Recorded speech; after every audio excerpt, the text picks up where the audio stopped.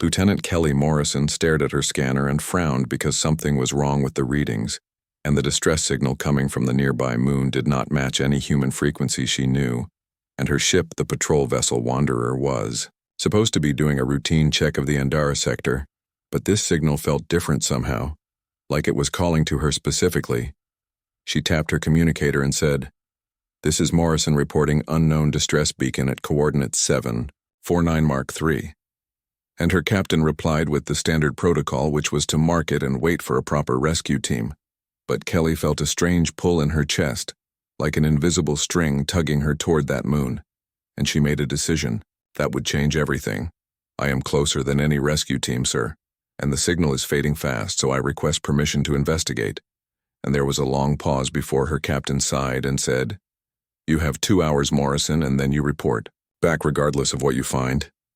And Kelly smiled because 2 hours was all she needed. Her small scout ship detached from the Wanderer, and she piloted it toward the moon, which looked barren and gray with jagged mountains that cut into the dark sky like broken teeth, and as she got closer she saw the crash site, and her breath caught in her throat, because the vessel embedded in the rocky surface was unlike anything she had ever seen in all her years of service.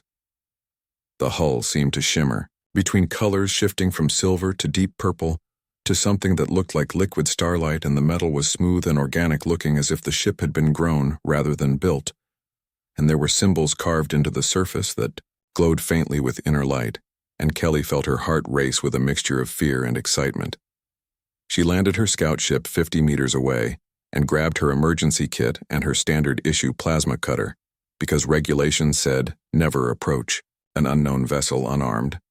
And as she walked toward the crash site, she noticed how quiet everything was, and there was no wind, no sound, nothing but the crunch of her boots on the rocky ground. Then she saw movement near the ship, and a figure emerged from the smoke and debris, and Kelly stopped dead in her tracks because the woman stepping into view was not human, and her skin had a faint glow like moonlight on water, and her ears were long and pointed and swept back against her head, and her hair was silver and seemed to move on its own like it was alive. Behind the woman came 2 massive creatures that made Kelly take an involuntary step backward, and they were dragons, or at least that was the only word her brain could supply, and their scales reflected the dim light of the distant sun, and their wings were folded against serpentine bodies that had to be at least 20 feet long, and their eyes glowed with intelligence that was clearly not animal. The elf woman raised her hand, in what might have been a greeting or a warning, and Kelly slowly raised both her hands to show she meant no harm, and she said, "I received your distress signal, and I am here to help." And her translator kicked in, converting her words into something that sounded like wind chimes and distant thunder. The elf woman tilted her head and responded in a language that flowed like music, but Kelly's translator struggled with it, producing only fragments, and the woman seemed to realize this because she touched a device on her wrist and spoke again. And this time the words came through clearer, though still broken, and she said, "Human ship help, need injured guardian." Kelly looked past the woman to the dragons, and that was when she saw it, and one of the creatures was trapped, and a large piece of the ship's hull had fallen on its tail, pinning it to the ground, and the dragon was making a low sound that vibrated in Kelly's chest, and she could somehow feel its pain like it was her own, and she did not understand how or why, but she knew the creature was suffering badly. Without thinking about protocol or potential danger, Kelly moved forward, and the elf woman's eyes went wide, and she said something sharp in her language, but Kelly was already pulling her plasma cutter from her belt and approaching the trapped dragon, and the other dragon moved to intercept her. But the elf woman called out, and it stopped, though it watched Kelly with eyes that seemed to look straight into her soul. Kelly knelt beside the trapped tail and examined the metal pinning it down, and she could see the scales were torn, and there was blood that shimmered like liquid mercury pooling on the rocks, and the dragon turned its massive head to look at her, and their eyes met, and Kelly felt something pass between them, an understanding or recognition that she could not put into words. She activated her plasma cutter and said, "Hold still." "Okay, I am going to get you free." And she did not know if the dragon understood her words, but it became very still as she began cutting through the metal. And the work was slow because the hull material was incredibly dense, and her cutter was designed for emergency repairs, not alien spacecraft, but she kept at it, and sweat dripped down her face despite the cold air. The elf woman came to stand beside her, and watched with an expression that Kelly could not read, and she said, "You are brave human to approach a royal guardian without fear." And Kelly did not look up from her work as she replied, "I'm not brave. I just do not like seeing anything suffer." And the woman made a sound that might have been a laugh or a sob, after what felt like hours but was probably only 20 minutes. Kelly cut through the last section of metal and the dragon's tail came free, and the creature immediately reared back, and before Kelly could move, it had wrapped itself around her like a living shield, and she found herself pressed against scales that were warm and surprisingly soft, and the dragon made a sound like a purr mixed with distant thunder. The elf woman stepped closer, and her expression had changed to something that looked like shock mixed with awe, and she placed her hand on Kelly's shoulder and said, "Human, you have done something remarkable, and you have freed a royal guardian and touched royal blood, and by the old laws of my people you are now bound to us." And Kelly blinked and said, "Bound, what do you mean?" "Bound." The woman smiled, but it was a complicated smile full of meaning Kelly did not understand yet, and she said, "My name is Valeria, and I am queen of the Silvari Empire, and these are my guardians, Nethys and Kryvar, and you have just become part of something ancient and sacred." And Kelly felt the dragon's tail wrap more tightly around her, and she realized with growing alarm that she might not be leaving this moon as quickly as she had planned. Kelly tried to pull away from the dragon's embrace, but Nethys only tightened his coils around her gently but firmly, like he had no intention of letting her go, and she looked at Valeria with growing concern and said, "I appreciate the gratitude, but I really need to return to my ship, and I only have about 90 minutes left before my captain sends a search team." Valeria's expression became serious, and she spoke slowly, as if choosing her words carefully, and said, "Human Kelly, you do not understand what has happened here, and when you freed Nethys and his blood touched your hands, you entered into a covenant that my people have honored for 10,000 years, and the Guardians have chosen you as pack, and they will not allow you to leave." Kelly felt a spike of panic in her chest, and she said, "Chosen me as pack? And what does that even mean? And I did not agree to any covenant, and I was just helping an injured animal." And Nethys made a sound that was clearly offended. And Valeria actually smiled and said, "Nethys wishes me to tell you that he is not an animal but a highly intelligent being who has lived for 300 years, and he finds your comment insulting." Kelly felt her face heat with embarrassment, and she looked at the dragon who was still wrapped around her and said, "I am sorry, I did not mean to offend you." And Nethys huffed, and a small puff of smoke came from his nostrils, but his grip loosened slightly, and Kelly took that as acceptance of her apology. Kryvar, the other dragon, moved closer and examined Kelly with eyes that swirled with colors she had no name for. And Valeria said, "Kryvar is curious about you because humans are rare in this part of the galaxy, and she has never met one before. And she wants to know if all humans are as reckless as you." And Kelly laughed despite the situation and said, "Probably yes, we have a reputation for jumping into dangerous situations without thinking." Valeria gestured to the wreckage of her ship and said we should move away from here because the crash site is not safe and there are systems still active that could explode. And also those who attacked us may return to finish what they started. And Kelly's training kicked in immediately, and she said, "Who attacked? You and why?" As they walked toward Kelly's scout ship, with Nethys still refusing to let Kelly get more than a few feet away, Valeria explained that she had been traveling to a neutral space station to sign a peace treaty with the Krell Empire, and the Krell were a warrior race who had been at war with the Silvari for generations, and many Krell did not want peace and preferred the old ways of conquest and honor through battle. A faction of Krell extremists had ambushed Valeria's ship as it passed through this sector, and they had used illegal weapons that disrupted her ship's shields and caused catastrophic damage to the engines, and Valeria had barely managed to crash land on this moon before the ship tore itself apart, and she had sent the distress signal hoping that someone from her fleet would find her. But Kelly had arrived first. Kelly listened to this story and felt a cold sensation in her stomach because she realized that she had stumbled into something much bigger than a simple rescue mission.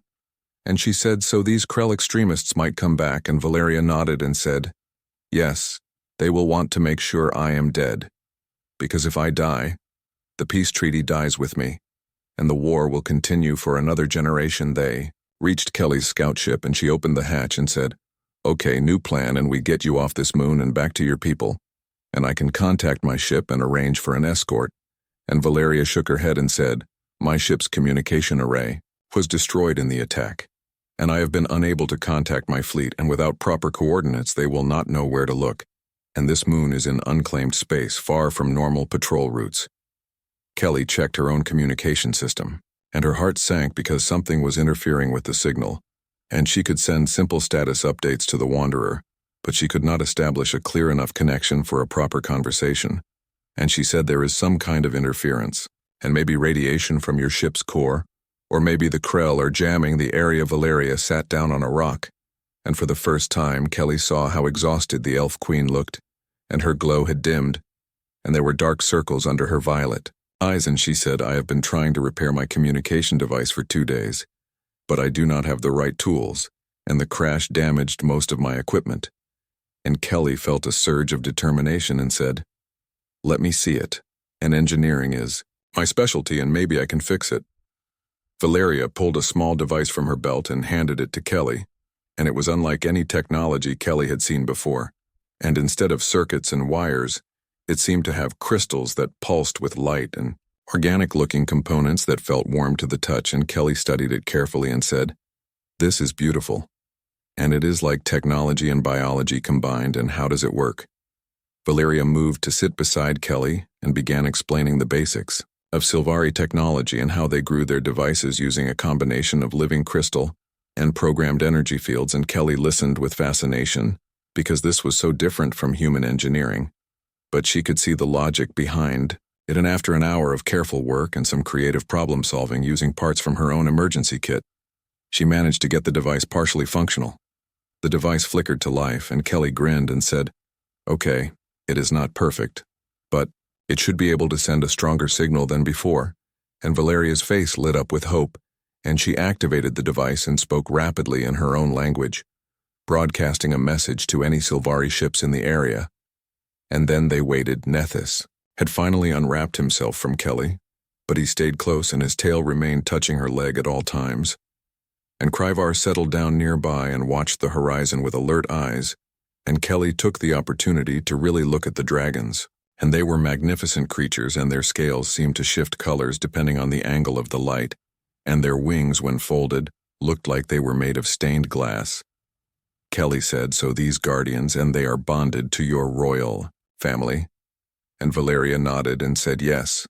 Each ruler of the Sylvari is bonded to 2 guardians when they are born, and the bond lasts until death. And it is both a blessing and a responsibility, because the guardians share our emotions and our pain, and in return they grant us their strength and their wisdom. Kelly thought about this and said, "So, when I freed Nethys and he chose me as pack, and does that mean we share a bond too?" And Valeria looked at her with an expression that was difficult to read and said, "Yes, in a way, and you have been marked by royal blood, and the guardians see you as part of our family now, and that bond cannot be broken easily." And Kelly felt something warm settle in her chest, and she was not sure if it was fear, or excitement, or maybe both. As the hours passed, Kelly and Valeria worked together to salvage what they could from the crashed ship, and Kelly found herself enjoying the Elf Queen's company. And Valeria was intelligent and had a dry sense of humor that reminded Kelly of her own sister, and they shared stories about their worlds and their lives. And Kelly told Valeria about Earth's oceans, and Valeria described the crystal forests of her home world, where trees grew 1,000 feet tall and sang in the wind. But as the local sun began to set, Kelly's communicator buzzed and her captain's voice came through, crackling with static. "And Morrison, your time is up, and report your status immediately." And Kelly hesitated because she knew she should return to the Wanderer. But she looked at Valeria and the dragons, and she knew she could not leave them here alone and vulnerable, and she made another decision that would change her life forever. Kelly pressed the communicator button and said, "Captain, this is Morrison, and I have encountered survivors from a crashed alien vessel, and they require assistance, and the situation is complicated." And she heard her captain's sharp intake of breath, and he said, "Morrison, what kind of aliens, and are they hostile?" And she looked at Valeria, who was watching her with those luminous violet eyes, and said, "No, sir, they are not hostile, and they were attacked by a hostile force that may return, and I'm requesting permission to remain on site until we can arrange proper evacuation." There was a long pause filled with static, and then her captain said, "Negative, Morrison, and you are ordered to return to the Wanderer immediately, and we will send a proper first contact team to handle the situation." And Kelly felt her jaw tighten because she knew what that meant, and it meant hours of delay and bureaucratic procedures, and Valeria and her guardians would be sitting targets if the Krell returned. Took a breath and said, "Sir, with respect, I believe that would be a mistake, and these survivors include a high-ranking official who is crucial to peace negotiations in this sector, and abandoning them could have serious diplomatic consequences, and..." It was a gamble because Kelly was stretching the truth, but she was also not lying, and Valeria was exactly that important. Her captain's voice came back sharp with authority, "And Morrison, I am not asking, and I am ordering, and you will return to your ship now. And we will handle this by the book." And Kelly looked at Valeria and then at Nethys, who was watching her intently, and she thought about all the times in her career when following orders had been the right thing to do, but something in her gut told her that this time was different. She made her choice and said, "Captain, my communication system is experiencing severe interference, and I cannot maintain this connection, and I will remain on site and continue rendering aid until the situation is resolved." And then she switched off her communicator before he could respond. And she knew she had just ended her career, but somehow that did not seem as important as keeping Valeria safe. Valeria stared at her and said, "You just disobeyed. You're a superior officer for us, and why would you do that?" And Kelly shrugged and tried to sound casual, even though her heart was pounding, and said, "Because it is the right thing to do. And besides, I am already bound to you, apparently, according to ancient dragon law, so I might as well commit fully." Nethys made a sound that Kelly was learning to recognize as approval, and he nudged her with his massive head, almost knocking her over, and Kryvar joined in pressing her nose against Kelly's other side, and Kelly laughed and said, Okay, I get it, and you two are happy about this." And Valeria smiled and said, "They like you, human Kelly. And that is rare because guardians do not trust easily." As darkness fell on the moon, Kelly suggested they set up a defensive position using her scout ship's limited weapon systems, and Valeria agreed, and they worked together to create a perimeter, and Kelly showed Valeria how to use a human plasma rifle, and Valeria taught Kelly the basics of Sylvari energy shields, and they made a strange but effective team. They took turns keeping watch, and during Kelly's shift she sat with her back against Nethys's warm side and stared up at the unfamiliar stars, and she thought about how just this morning she had been complaining about how boring patrol duty was, and now she was hiding on a moon with an alien queen and 2 dragons waiting for hostile forces to possibly attack. And life was strange sometimes. Valeria came to sit beside her and said, "You are thinking very loudly, human." And Kelly smiled and said, "Sorry, and I am just processing everything, and this morning I did not even know your species existed, and now I am apparently part of your dragon family."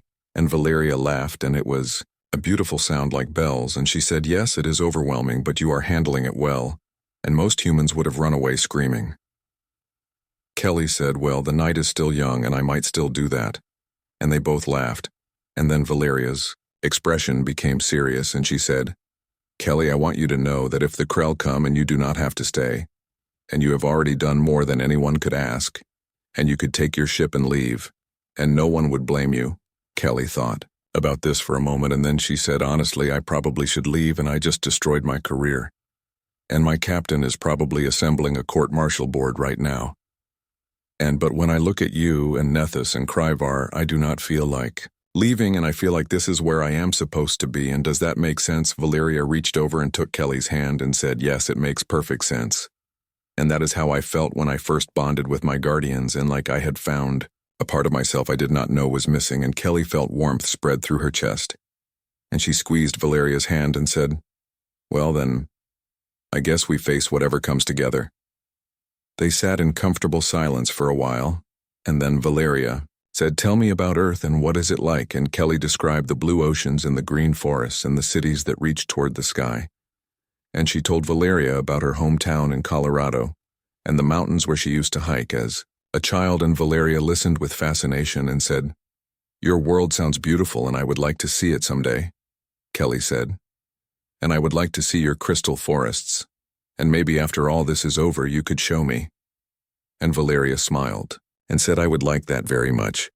And then Kryvar made a warning sound and both women jumped to their feet because something was approaching.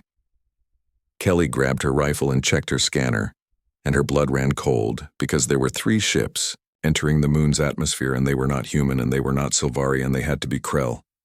And she said, Valeria, we have incoming, and how long until your people arrive? And Valeria checked her communication device, and her face fell, and said my message was sent, but I have no way to know if anyone received it or how long it will take them to arrive. Kelly did a quick calculation in her head and said, okay, so we are on our own, and the Krell ships were landing about 2 kilometers away, and they had maybe 10 minutes before the enemy forces reached their position, and she said we need to fall back to the canyon we passed earlier, and it is more defensible than this open area. They moved quickly, and Nethys and Kryvar took to the air despite Nethys's injured tail, and they flew overhead providing aerial reconnaissance, and Kelly and Valeria ran across the rocky terrain, and Kelly's lungs burned from the thin atmosphere, but she pushed through and they reached the canyon. Just as the first Krell warriors appeared on the horizon, Kelly had never seen a Krell before, but they matched the descriptions from her training, and they were tall and covered in dark scales, and they moved with the confidence of natural predators, and they carried weapons that glowed with an ugly red light, and there were at least 20 of them. Maybe more. Valeria raised her hand and a shimmering barrier of light appeared across the canyon entrance, and she said, that will slow them down. But it will not hold for long, and my power is depleted from the crash, and Kelly nodded and said, then we make every shot count, and she took position behind a rock and aimed her rifle and waited. The Krell reached the barrier, and their leader, a massive warrior with scars across his face, roared something in their harsh language, and his warriors began firing at the barrier. And cracks appeared in the light, and Valeria gritted her teeth, and Kelly could see the strain on her face as she struggled to maintain the shield. Then Nethys dove from the sky and breathed a stream of silver fire at the Krell forces, and 3 warriors went down screaming, and Kryvar followed with her own attack, and the Krell scattered, but they quickly regrouped and began firing at the dragons, and Kelly saw Nethys take a hit to his wing and he faltered in the air. Kelly fired her rifle and took down 2 Krell warriors, and she shouted, we need a new plan, and Valeria gasped and said, the barrier is failing, and Kelly made a split-second decision and said, okay. When it falls, I am going to draw their fire, and you and the Guardians flank them from above. And Valeria started to protest, but Kelly cut her off and said, trust me. The barrier shattered like glass, and Kelly charged forward, firing her rifle and screaming to get the Krell's attention. And it worked, because they all turned toward her, and she dove behind a boulder as energy blasts scorched the air where she had been standing. And she heard Valeria shout her name, but then she heard the dragons roar, and she knew her plan was working. Kelly pressed herself against the boulder as energy blasts turned the rock above her head into molten slag, and she could hear the Krell warriors advancing, and their footsteps were heavy and deliberate, and she counted at least 6 of them converging on her position, and she checked her rifle's power cell and cursed under her breath because she only had 30% charge remaining. Then the sky lit up with dragon fire, and Nethys and Kryvar attacked from above, and the Krell warriors scattered, as silver and blue flames rained down on them, and Kelly used the distraction to roll out from behind the boulder and take down 3 more warriors with precise shots, and her hands were steady even though her heart was racing because this was what she had trained for even if the enemy was not human. Valeria appeared beside her and her hands glowed with violet light, and she thrust them forward, and a wave of pure energy slammed into a group of Krell warriors and sent them flying backward. And Kelly stared and said, that is amazing. And Valeria smiled grimly and said, I am a queen of the Sylvari, and we are not defenseless.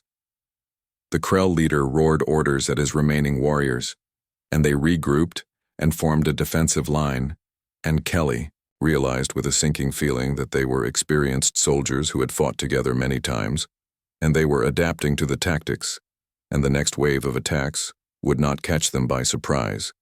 She grabbed Valeria's arm and said, we need to change strategy, and they are too organized, and we need to break their formation. And Valeria nodded and said, I have an idea, but you will not like it. And Kelly said, try me. And Valeria said, I can create a massive energy pulse that will stun everyone in a 50-meter radius, but it will drain all my remaining power and leave me vulnerable. Kelly did not hesitate and said, do it. and I will cover you while you recover." And Valeria looked at her with something like admiration and said, "You are very brave or very foolish human." Kelly grinned and said, "My friends back home say both." Valeria began gathering energy, and Kelly could see light building around her hands and spreading up her arms, and her silver hair lifted and floated around her head like she was underwater. And the Krell saw what was happening, and their leader shouted, and his warriors charged forward, and Kelly stepped in front of Valeria and opened fire.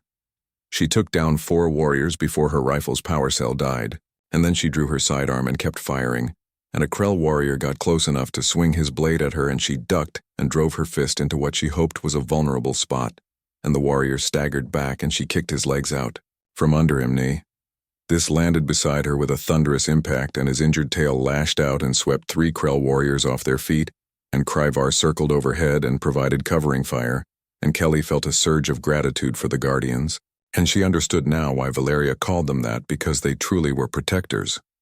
Then Valeria released her energy pulse, and the world turned white, and Kelly felt a wave of pressure wash over her, and every muscle in her body locked up for a moment. And when her vision cleared, she saw that all the Krell warriors were on the ground unconscious or groaning in pain, and the attack had worked. But Valeria collapsed, and Kelly caught her before she hit the ground, and the Elf Queen's skin had lost its glow and she was barely conscious, and Kelly said, "Valeria, stay with me, and we won, and you did it." And Valeria smiled weakly and said, "Did I mention the part about being completely drained afterward?" And Kelly laughed, despite her worry, and said, "No, you left that part out net, hiss." And Kryvar landed beside them, and both Guardians pressed close, and Kelly could feel their concern radiating off them, and she said, "She will be okay, right? And she just needs rest." And Nethys made a sound that Kelly interpreted as agreement, and Kryvar gently touched her nose to Valeria's forehead. Kelly knew they could not stay here because more Krell might come, and she needed to get Valeria to safety, and she looked at her scout ship in the distance, and calculated that she could carry Valeria that far if she had to. But then Nethys made a different sound, and lowered himself to the ground, and Kelly understood, and said, "You want me to ride you?" Nethys rumbled his agreement, and Kelly carefully climbed onto his back with Valeria cradled in her arms, and it felt strange and wonderful to sit astride a dragon, and Nethys's scales were warm beneath her, and she could feel the power in his muscles as he stood, and Kryvar took position beside them, and together they moved toward the scout ship, much faster than Kelly could have managed on foot. When they reached the ship, Kelly got Valeria settled inside and checked her vital signs, and they were stable but weak, and she needed proper medical care, and Kelly's communication system was still jammed, but she tried anyway, and she broadcast on every frequency she knew, and sent out a distress call hoping that anyone would hear it. Hours passed, and Kelly kept watch while Valeria slept, and Nethys and Kryvar stood guard outside, and the moon's sun rose again, casting long shadows across the barren landscape, and Kelly was exhausted, but she could not let herself rest, and she drank the last of her coffee and grimaced, because it was cold and bitter, but it kept her alert. Then her scanner picked up new contacts, and Kelly's hand went to her weapon, but Nethys made a happy sound, and Kryvar launched into the air, and Kelly realized these must be friendlies, and she watched as 3 elegant ships descended from the sky, and they had the same organic look as Valeria's crashed vessel, and they were Sylvari. The ships landed and warriors emerged, and they wore armor that seemed to be made of living metal, and they moved with grace and purpose in their leader. A tall woman with golden hair approached and said, "I am Commander Lyra of the Sylvari fleet, and we received Queen Valeria's distress signal. And where is she?" Kelly stepped aside and said, "She is inside, and she is alive, but weak, and she used a lot of power in a fight." And the commander rushed past her, and Kelly followed and watched as Lyra knelt beside Valeria and touched her forehead, and green light flowed from the commander's hands into Valeria and the queen's. Color began to return. Valeria's eyes opened, and she smiled and said, "Lyra, you took your time." And the commander laughed with relief and said, "Forgive me, my queen, but your message was badly garbled, and it took us time to locate you." And then she looked at Kelly and said, "And who is this human who stands guard over you?" Valeria sat up slowly and said, This is Lieutenant Kelly Morrison of the human fleet, and she saved my life, and freed Nethys, and bonded with my guardians, and she is under my protection." And Lyra's eyes widened, and she bowed to Kelly and said, "Then you have the gratitude of the Sylvari Empire, human, and you will be honored for what you have done." Kelly felt uncomfortable with the attention, and said I was just doing what anyone would do, and Valeria laughed and said, "No, Kelly, and what you did was extraordinary, and you risked your career and your life for people you had just met. And that is the definition of heroism." More Sylvari warriors entered the ship, and they brought medical supplies and food. And Kelly finally allowed herself to relax because Valeria was safe now and the mission was over. But when she tried to leave the ship, Nethys blocked her path and his tail wrapped around her waist, and Valeria said, "I told you, Kelly, and the bond cannot be broken, and where I go you must follow." Kelly looked at the dragon, and then at Valeria, and then at the gathered Sylvari warriors who were all watching her with curiosity and respect. And she said, "So what happens now?" And Valeria stood, and despite her exhaustion she looked every inch a queen and said, "Now you come with us to my homeworld, and we will formalize your bond with my guardians, and you will become the first human member of the royal court." Kelly's mind raced because she had not thought that far ahead, and she said, "But I have duties and my ship and my people." And Valeria placed a hand on her shoulder and said, "I will speak with your leaders, and I will explain what has happened. And I believe they will understand, and besides, you said yourself that you probably destroyed your career." Kelly could not argue with that logic, and she looked at Nethys, who was watching her with those intelligent eyes, and she felt the warmth of the bond between them, and she thought about everything that had happened in the last 2 days and how her entire life had changed, because she chose to help someone in need. She took a deep breath and said, "Okay, and I will come with you, but I want to send a message to my captain first, and I owe him that much." And Valeria nodded and said, "Of course, and use my ship's communication array, and it is much more powerful than your equipment." Kelly recorded a message explaining everything, and she tried to make it sound like a rational decision even though she knew it sounded insane. And she told her captain that she was safe and that she was pursuing an unprecedented diplomatic opportunity and that she would contact him again soon, and she did not mention the part about being bonded to dragons because some things were too complicated to explain in a message. When she finished, Valeria said, "Are you ready?" And Kelly looked around at the gathered Sylvari and the dragons and the alien ships, and she felt a strange sense of rightness and said, "Yes, I am ready, and let us go." And Nethys purred and rubbed his head against her, and Kryvar did the same, and Kelly laughed and said, "I guess I have a new family now." The journey to the Sylvari homeworld took 3 days, and Kelly spent most of that time trying to process everything that had happened. And the Sylvari ship was unlike anything she had experienced, and the walls seemed alive and responded to touch, and the air smelled like flowers and rain, and she had her own quarters that were bigger than her entire apartment. Back on the human station, Valeria recovered quickly, with proper rest and medical care, and she spent hours teaching Kelly about Sylvari culture and customs, and Kelly learned that the Sylvari were an ancient race, and they had been traveling the stars for thousands of years before humans left their own solar system, and they valued honor and beauty, and the bonds between individuals, above all else. Nethys and Kryvar refused to leave Kelly alone for more than a few minutes, and they followed her everywhere. And at first it was overwhelming, but Kelly quickly grew used to their constant presence, and she found herself talking to them like they were people because they clearly understood everything she said, even if they could not respond in words. One evening, Kelly sat in the observation deck watching the stars stream past, and Valeria joined her carrying 2 cups of something that glowed faintly blue. And she said, "This is kaveth, and it is a traditional Sylvari drink, and I think you will like it." And Kelly took a sip, and it tasted like honey and starlight if starlight had a flavor, and she said, "This is amazing." Valeria sat beside her and said, "Kelly, I need to prepare you for what will happen when we reach my world, and the bonding ceremony is a sacred ritual, and you will be presented to the royal council and to my people, and some will welcome you, and others will be skeptical because you are human and this has never happened before." Kelly felt nervous butterflies in her stomach and said, "What if they reject me? And what if they say, 'I cannot be part of your court'?" And Valeria shook her head and said, "The guardians have chosen you, and their choice cannot be questioned.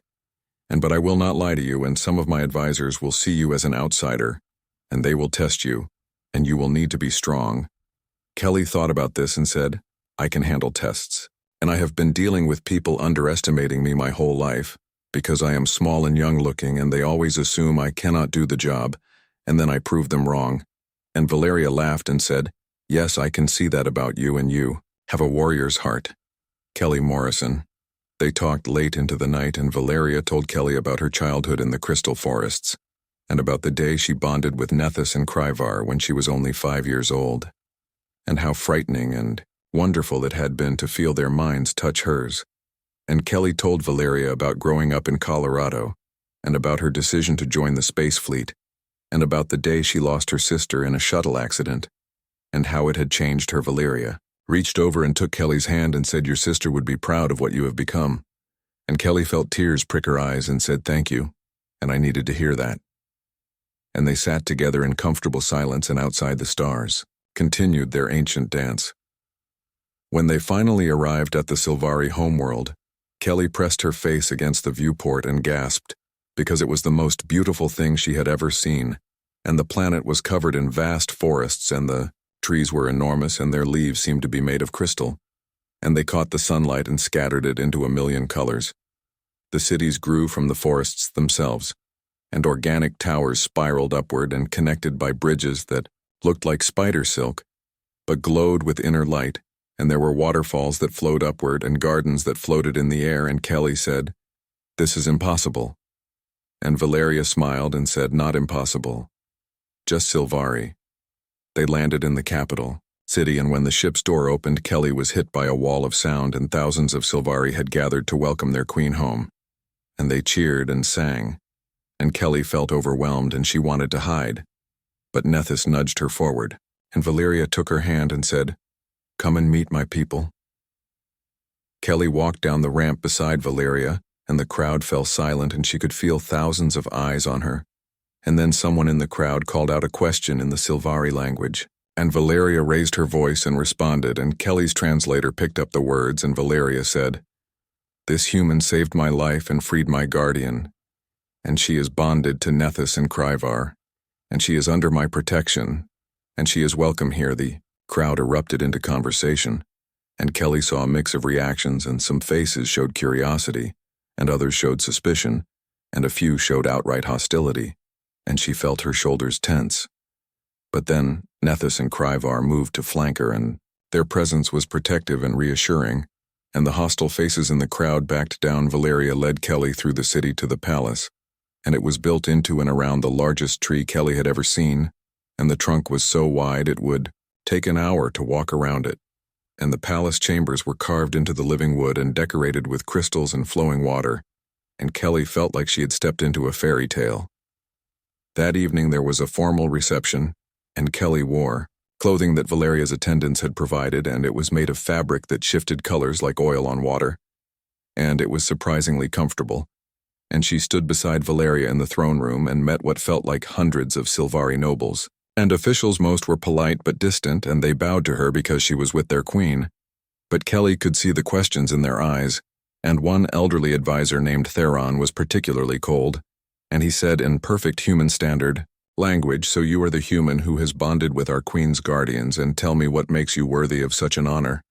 Kelly met his gaze steadily and said, I do not know if I am worthy, and I was just trying to help someone who was hurt, and the guardians chose me, and I did not choose them, and I am still learning what that means, but I promise you that I will protect Valeria with my life.